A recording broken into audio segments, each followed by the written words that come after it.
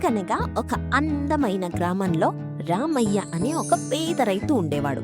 రామయ్య చాలా కష్టపడేవాడు, కానీ అతని సంపాదన ఇల్లు గడవడానికి సరిపోయేది. అవునప్పటికీ అతను ఎప్పుడూ సంతోషంగా ఉండేవాడు. ఒకరోజు రామయ్యకు ఒక సాధువు ఒక వింత బాతును బహుమతిగా ఇచ్చాడు. ఆ బాతు మామూలు బాతు కాదు, అది ప్రతిరోజు ఒక బంగారు గుడ్డు పెట్టేది.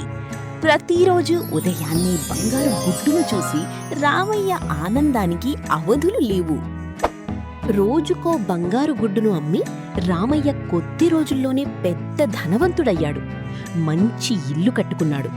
కాని డబ్బు పెరిగే కొద్దీ రామయ్యలో ఆశతో పాటు దురాశ కూడా పెరగడం మొదలైంది.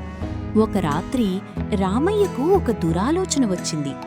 ఈ బాతు రోజుకు ఒక గుడ్డే ఇస్తోంది అంటే దీని కడుపులో చాలా బంగారు గుడ్లు ఉండి ఉంటాయి.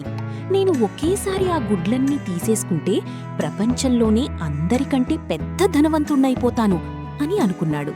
అనుకున్నదే తడువుగా రామయ్య తెల్లవారేసరికి కత్తి తీసుకుని ఆ బాతు కడుపు కోసేశాడు. కాని తీరా చూస్తే అందులో ఒక్క బంగారు గుడ్డు కూడా లేదు. అది మిగతా పక్షుల లాంటిదే. తన దురాశ వల్ల రామయ్య ఆ బంగారు బాతును ప్రాణాలతో కోల్పోయాడు. రామయ్య తన తప్పు తెలుసుకుని ఎంతో ఏడ్చాడు. కాని జరగాల్సిన నష్టం జరిగిపోయింది. ఉన్నదాంతో తృప్తిపడకుండా ఎక్కువ ఆశపడి ఉన్నదాన్ని పోగొట్టుకున్నాడు.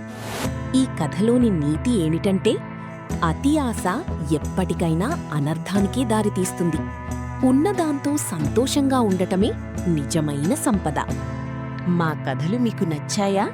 మరిన్ని ఆసక్తికరమైన కథల కోసం ఇప్పుడే సబ్స్క్రైబ్ చేసుకోండి. Like, share, subscribe. ధన్యవాదాలు.